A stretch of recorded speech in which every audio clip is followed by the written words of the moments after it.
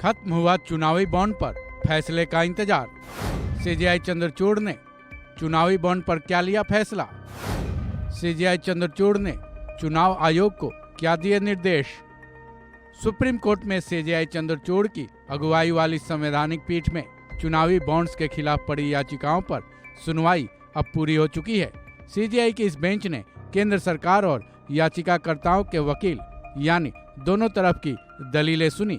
Bench की तरफ से और खुद सीजेआई चंद्रचूड़ की तरफ से भी इस दौरान कई सवाल दागे गए, जिनका जवाब दोनों पक्षों के वकीलों ने दिया। अब जबकि सुनवाई पूरी हो चुकी है तो ऐसे में एक ही सवाल उठता है कि इस केस में सीजेआई की बेंच ने क्या फैसला सुनाया।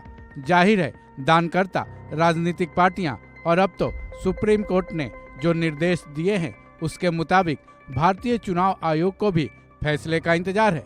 बता दें कि सुप्रीम कोर्ट में सीजेआई की बेंच ने दोनों तरफ से दलीलें सुनने के बाद कोई फैसला नहीं सुनाया है।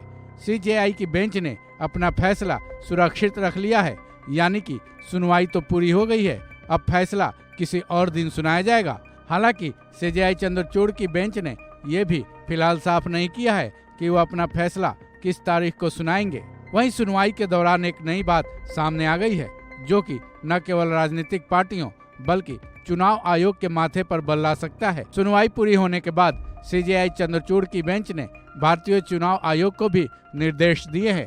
निर्देश ये हैं कि चुनाव आयोग सभी राजनीतिक दलों को मिली फंडिंग का डेटा पेश करे। ये डेटा 30 सितंबर तक पार्टियों को इलेक्टोरल बॉन्ड्स के जरिए मिली फंडिंग की होगी।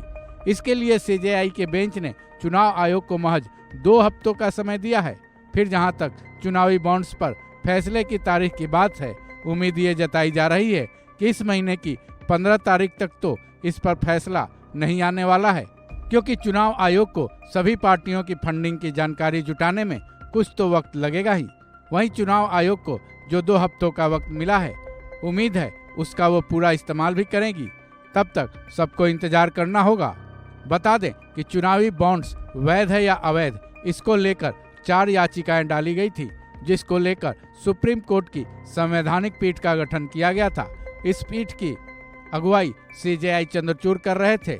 वहीं इस संवैधानिक पीठ में justice Sanjeev Khanna, justice BR Gavai, justice JB Pardiwala और जस्टिस मनोज मिश्रा हैं।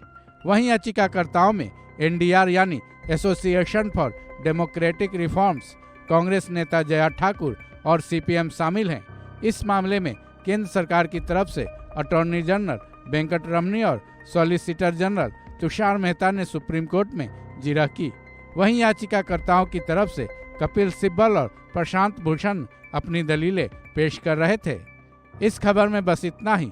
बाकी अपडेट्स के लिए जुड़े रहें वन इंडिया हिंदी के साथ।